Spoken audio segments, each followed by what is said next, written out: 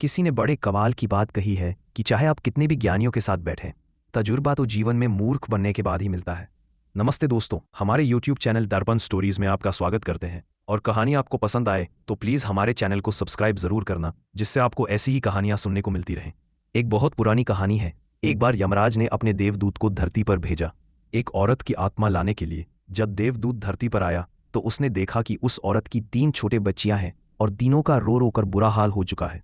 घर में पति तो पहले ही मर चुका है, कोई भी उसकी देखभाल करने वाला नहीं है। दूत का दिल पसीज गया और वो वापस लौटकर यमराज के पास खाली हाथ गए और बोले, मुझे माफ कर दीजिए, मैं आत्मा नहीं ला सका।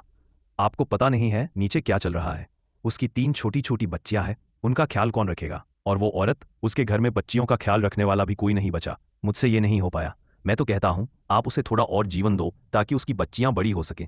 उसके बाद उसे बुला लेना, उसकी आत्मा को बुला लेना। यमराज गुस्सा हो गए। उन्होंने कहा, अच्छा, मतलब तुम मुझसे बड़े हो गए हो, मुझसे ज्यादा समझदार हो गए, जो जन्म और मृत्यु को निश्चित करता है।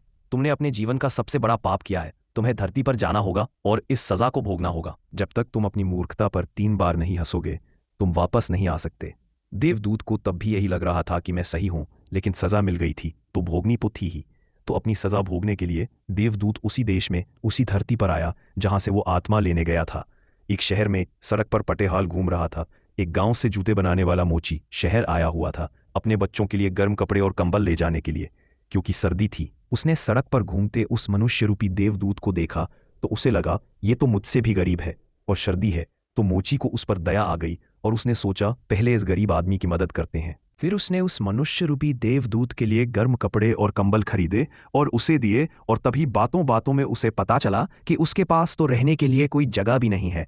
तो मोची ने कहा कि वह उसके घर रह सकता है। फिर जब साथ लेकर चलने लगा तो मोची ने उस मनुष्य रूपी देवदूत को समझाया कि भाई, मेरी पत्नी बहुत गुस्सा करेगी क्योंकि हमने पैसे बहुत मुश्किल से जमा किए थे। हमारे बच्चों के लिए कपड़े लाने थे और मैंने तुम्हारे लिए ले लिए, तो वो जो भी बोले सुन लेना। फिर दोनों जब घर पहुंचे तो मोची की बीवी ने गुस्सा करना शुरू कर दिया। देवदूत को जोर से हंसी आ गई कि ये समझ ही नहीं पा रही है कि इसके घर में कौन आ गया। देवदूत आ गया है कि पूरा घर धन दौलत से भर जाएगा, बहुत कुछ होगा। समझ ही नहीं पा रही थी।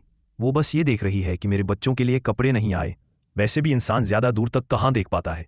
मोची ने पूछा कि भाई, तुम हंस क्यों रहे हो? तो देवदूत ने कहा, मैं अभी नहीं बताऊंगा, मैं पहले 3 बार हंस लूं तो मैं पूरा मामला बताऊंगा।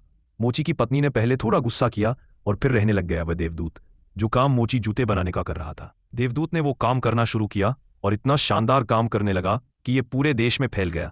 उस देश के सम्राट के जूते भी वहीं बनने लगे कि एक दिन सम्राट का आदमी आया। बहुत थोड़ा सा चमड़ा था उसके पास और उसने कहा कि भाई, याद रखना, जूते बनाने हैं, चप्पल नहीं बना देना, चमड़ा बहुत कम है। याद रखना, जूते बनाने हैं, चप्पल नहीं बनानी, क्योंकि उस देश की प्रथा थी कि जब किसी की मौत होती थी तो चप्पल पहनाई जाती थी। चप्पल पहनाकर उसे मरघट तक ले जाते थे। देवदूत को तो सब पता था, तो उसने उस चमड़े की चप्पल बना दी जो मोची था, जो लेकर आया था उसे अपने घर। वो गुस्से में आ गया और बोला कि तुम मुझे फांसी दिलवाओगे। सम्राट के लिए जूते बनाने थे, इतना सा चमड़ा बचा था, तूने चप्पल बना दी। मोची देवदूत को गुस्सा कर ही रहा था कि तभी वहां सम्राट का आदमी वहां आया और बोला, सुनो, उस चमड़े से तुमने जूते तो नहीं बना दिए, उस चमड़े से चप्पल बनाओ, क्योंकि सम्राट का देहांत हो गया है और सम्राट तो चाहते थे उस चमड़े से बने हुए जूते पहनना, लेकिन अब चप्पल पहनाकर ही उन्हें मरघट तक ले जाया जाएगा। इन्होंने तुरंत चप्पल लाकर के रख दी कि चप्पल तैयार है। सम्राट ए आदमी को कुछ सूझा नहीं कि वो उठा और चप्पल लेकर के सीधा भाग गया। जो जूते बनाने वाला मोची था वो देवदूत से कहने लगा कि भाई, तुम्हें कैसे पता था? देवदूत जोर से हंसने लगा और कहा, अभी तुम कुछ मत पूछो, मैं बाद में बताऊंगा। एक दिन एक और घटना घटी। 3 लड़कियां एक बूढ़ी महिला के साथ उसके पास आईं और बोली कि हमारी शादी होने जा रही है, हमें सैंडल बनवानी है। और देवदूत उन्हें पहचान जाता है कि ये तो वही तीनों बच्चियां हैं जिनकी मां की आत्मा को मैं धरती लेने आया था। वह बूढ़ी महिला से पूछता है कि ये बच्चियां कौन हैं?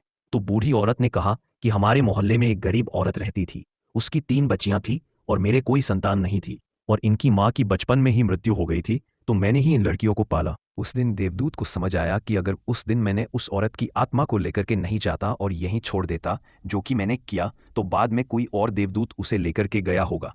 लेकिन अगर ऐसा होता कि वो औरत और ज्यादा जीती, तो ये तीनों लड़कियां गरीबी में पलती। इन तीनों लड़कियों की किस्मत पहले से ही लिखी हुई थी कि इन्हें एक अमीर परिवार में पलना था, इन्हें दौलत के साथ बड़ा होना था। अमीर परिवार में इनकी शादी होने जा रही है, जिंदगी में हर तरह की ऐशो आराम है और इन्हें एक बहुत दयालु औरत के रूप में माँ का प्यार मिला।